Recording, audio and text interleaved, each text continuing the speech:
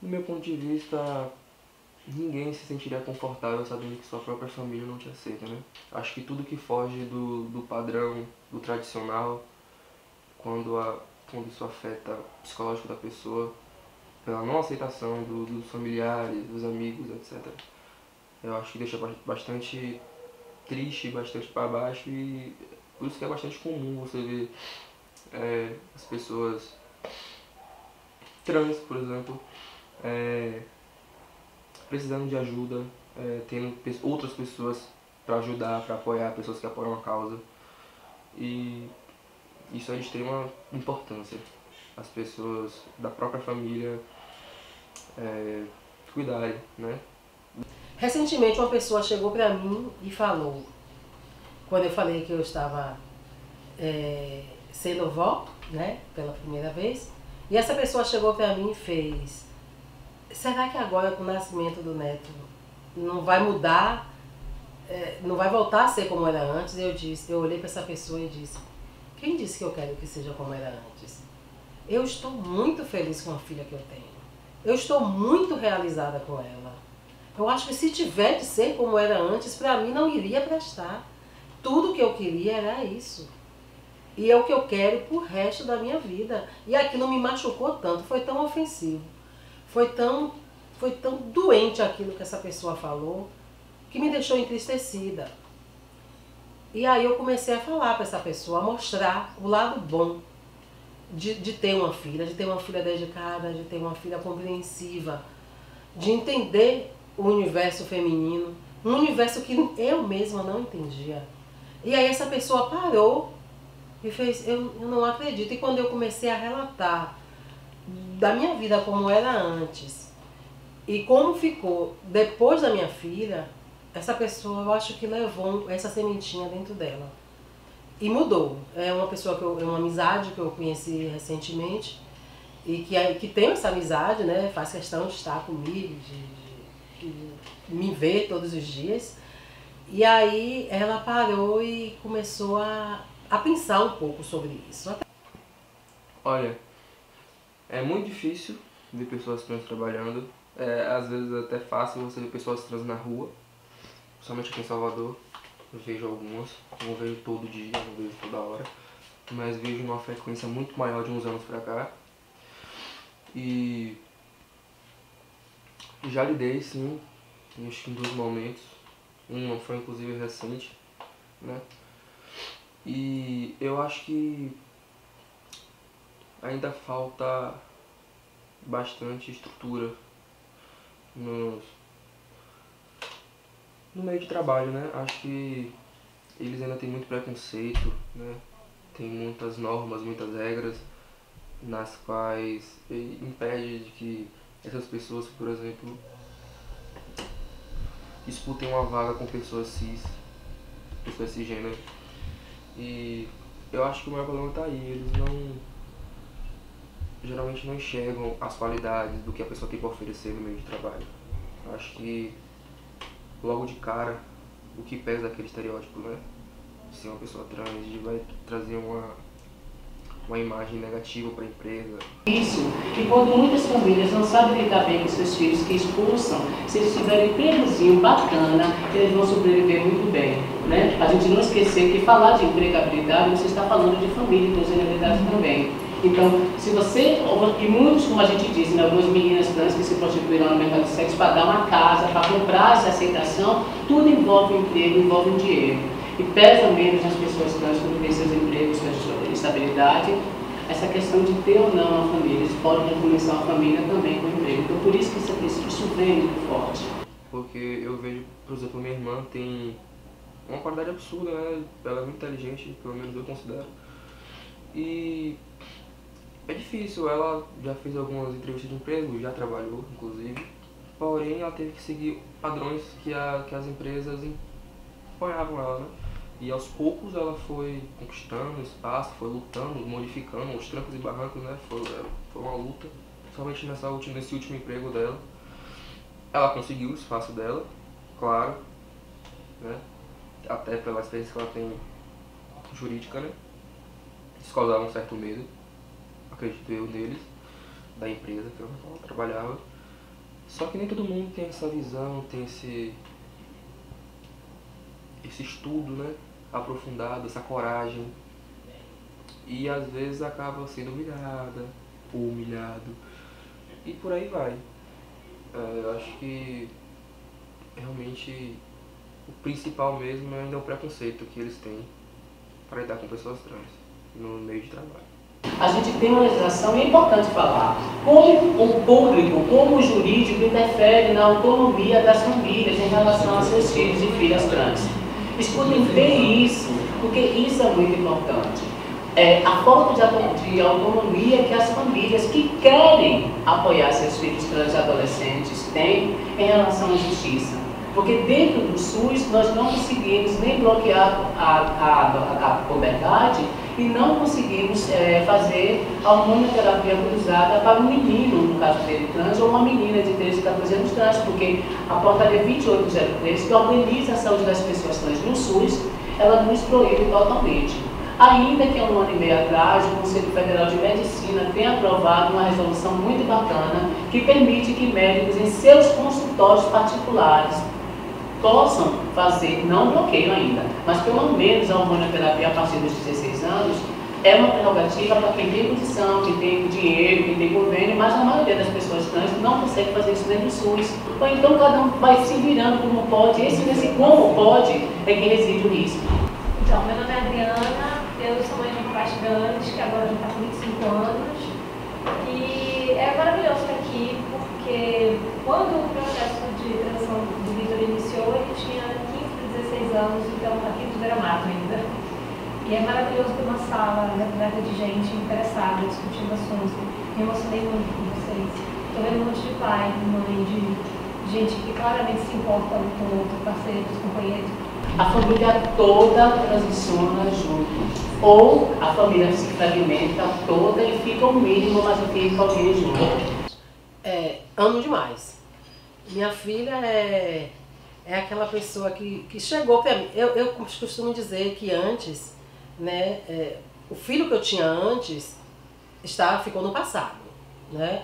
É aquele filho que conviveu comigo por determinados anos, que eu dei toda a formação, toda a educação, que tinha aquele corpo. Então eu convivi com esse filho feliz, tenho muitas lembranças boas desse filho, muitas experiências maravilhosas, mas ele está no passado. Ele é o melhor dos meus passados. Foi a melhor fase que eu tive de ter aquele filho maravilhoso. Mas eu digo a vocês, ter a filha é muito melhor. Porque o filho eu criei, eu amamentei, eu eduquei, eu ensinei, eu dei a ele todas as oportunidades naquela época, naqueles anos, dele ser livre, dele viver aquela infância, aquela adolescência.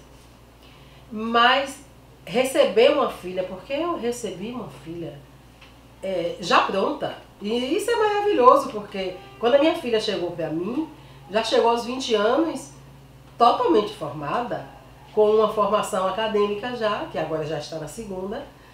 Então, pense, você receber uma filha com 20 anos, com uma cabeça nesse século, totalmente atualizada. E quando minha filha chegou para mim e falou: mãe, eu não sou só sua filha, eu quero ser sua companheira, eu quero ser sua amiga, eu quero que você divida tudo comigo como eu vou dividir tudo com você. E aí, nesse momento, eu vi que realmente eu tinha a melhor das amigas comigo. Amigas, companheiras, cúmplices, por que não? E ela começou a me mostrar que eu tinha que mudar. Então pense, eu levei a minha vida inteira tentando descobrir uma maneira de fazer essa mudança dentro de mim, de ser uma mulher diferente do que eu sou, do que eu era antes. E chega uma filha e se senta comigo, já sabendo de um histórico, de um passado que eu tinha, que não é um passado muito agradável, né? É um pouco sofredor para mim, e ainda falar um pouco sobre isso. E ela chegar para mim e falar: mãe, a senhora tem que mudar, a senhora tem que ter voz dentro dessa casa. E a senhora comece a mostrar o seu espaço aqui dentro.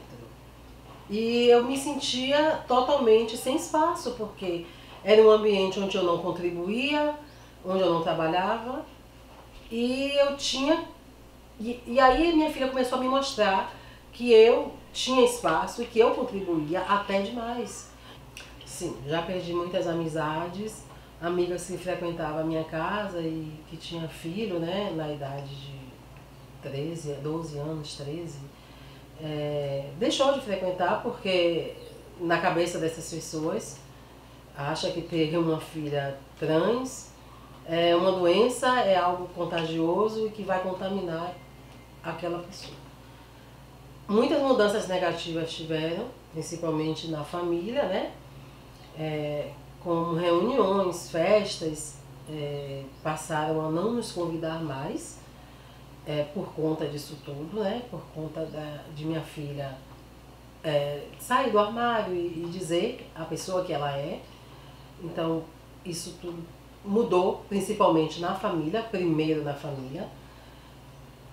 E o que eu faço para combater tudo isso é mostrar para as pessoas que o amor está à frente de qualquer coisa. Primeiro de tudo, a gente tem que amar.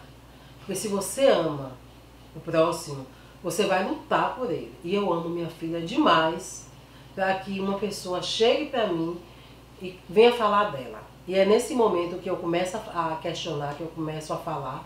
Eu não entro em discussão, eu não brigo com as pessoas, mas eu começo a falar do quanto eu amo minha filha, do quanto eu aceito do jeito que ela é. Gente, não existe em cima do muro, não existe neutralidade. Vocês ficarem calados diante de qualquer mínima ação. Ah, foi uma piada. Não, meu amor, isso não é piada. Isso não é engraçado. Eu sou cis, eu sou lida como branca, eu sou de classe média. É imperativo que a gente não se cale. A gente não pode mais ouvir alguém falar: que isso, rapaz, você não é macho, não? É sério? Você vai usar isso? Isso é um recurso seu? Se enrola no plástico bolha para proteger sua masculinidade. Fala! A gente não pode calar a boca um vizinho, sabe assim, um marco na minha vida. Eu fui educada, só para encerrar a atrasar, num contexto de que meninas são sensíveis, educadas, não gritam, não falam palavrão, e são muito sensíveis e fofinhas. E eu fiquei com isso muito marcado na minha cabeça. Eu tinha dificuldade de falar palavrão, aí eu me sentia culpada quando eu soltava um porra, era um negócio que terrível. E aí, para dizer não, é uma coisa horrorosa, porque a gente, mulher ainda é criada com aquela ideia de a cuidadora, a que acolhe. Eu então, enfim, eu sabia da construção disso, mas ao mesmo tempo é difícil de você romper. E quando meu filho veio com a questão da transgeneridade, eu tive que aprender a sair no chapuletar de um monte de gente. Porque eu tinha que ficar entre meu filho e as pessoas que estavam lá querendo atacá-lo, entendeu? E o primeiro marco da minha vida, meu filho tinha uns 17 anos, 18, e aí ele iniciou o processo de transgeneridade visualmente falando, não mais simbolicamente, que já tinha acontecido em casa. E o síndico do meu prédio vira pra mim, gargalhando no térreo, e comenta assim: vem cá, tua filha agora tá com barbicha? O que é isso? E se tá com barbicha, tá se apresentando como filho, é ele, né? Não é mais filha, é filho. Como é negócio, peraí, não é mais mulher não? É macho? Na verdade sempre foi, e agora está se estruturando, né? Isso, inclusive, socialmente. O quê? E aí, rapaz, como é que é esse negócio? Então, deixa eu te explicar uma coisa. Olha que bom que o Vitor nasceu num período onde ele pode transicionar, tomar hormônio, fazer cirurgia, trocar de cor se ele quiser. Vai ser como ele quer. Vai ser do jeito dele. Que massa que a gente está nesse período, que isso é possível. Porque, por exemplo, uma pessoa como o senhor que me preocupa muito, me causa muito constrangimento sobre o que vai ser feito com o senhor. Comigo? Eu falei, sim, porque, por exemplo, o senhor cria um problema para mim.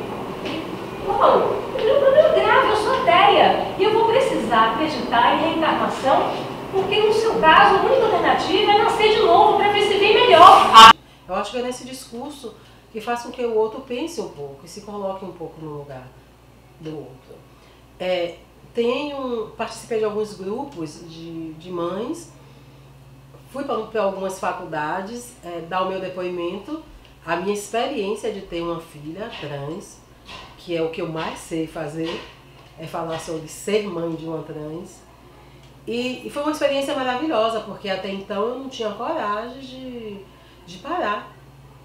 Diante de uma ou duas pessoas e falar algo, você imagine em uma faculdade, em uma universidade, para 2, 3 turmas. Então isso aí para mim é uma experiência única.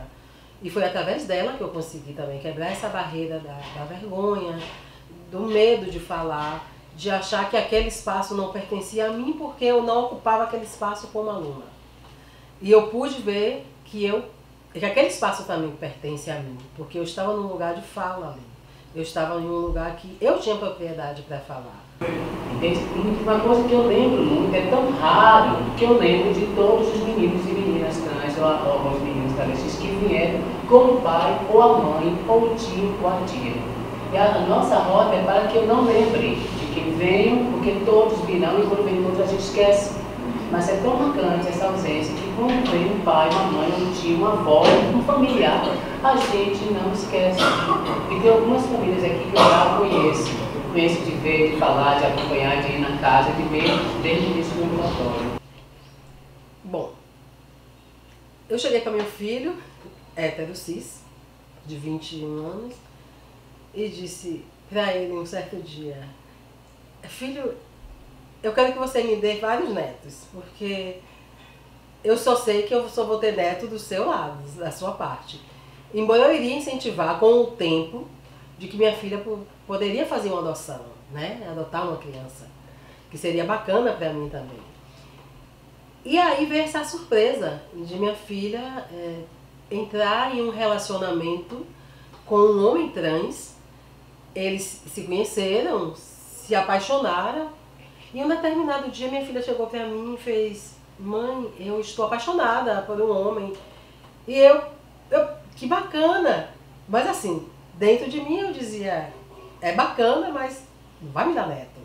E aí quando chegou aqui eu conheci Theo, que é o nome dele, e não percebi que era um homem trans, por conta também da passabilidade. E aí depois, na nossa conversa, Ilna disse pra mim que era um homem trans. Mas mesmo sendo um homem trans, não passava pela minha cabeça, não é, a gestação. E aí, o ano passado, quando Ilna chegou pra mim e veio com a ultrassonografia, justamente no dia do aniversário do meu genro, e aí mostrou pra mim, eu fiz um almoço pra gente e eles chegaram juntos e me mostraram a ultrassonografia. Eu não sei descrever o que eu senti naquele momento. Foi uma sensação diferente, muito diferente, porque nunca pensei nessa possibilidade de ser vó, justamente, de minha filha, né, através de minha filha. E aí, quando eu olhei a ultrassom, eu fiz: não é de vocês. E aí eles começaram a dar risada, ler o nome, e eu comecei a ver, e realmente era deles. E aí meu genro fez: sogrinha, né, que ele me chama de sogrinha, vamos ter esse filho. E você vai estar com a gente? E eu disse: vou. Em todos os momentos. E assim eu fiz. Estive com eles em todos os momentos. Posso falar também da experiência de ser vó e de acompanhar uma gestação de um homem trans, porque eu vivenciei esse momento em que ele sentia tudo diferente, toda a transformação no corpo dele, e eu tinha a experiência já de ser mãe e dividir com ele essa experiência minha, embora a dele era um pouco diferente, e tive o prazer e a felicidade de assistir o parto de meu neto. Foi a emoção única e diferente que eu senti na minha vida. Eu acho que, eu não sei se eu vou sentir, eu acho que eu vou sentir outras experiências iguais a essa, mas foi o primeiro, e foi, por ser um casal trans, foi muita emoção. As pessoas que estavam ali comigo também passou uma energia muito grande, porque eram pessoas amigas de minha filha e de meu genro, e amigas minhas também. Então foi uma experiência maravilhosa. Ter o meu neto é um presente para mim. Ter uma filha já foi um presente e ter um neto é um segundo presente. Amo demais o meu neto e vou estar com ele, defendendo ele do jeito que eu defendo a minha filha, o resto da vida. Ele não vai sofrer, eu digo a você, não vai sofrer metade do que minha filha sofreu, porque eu estarei com ele, do lado dele.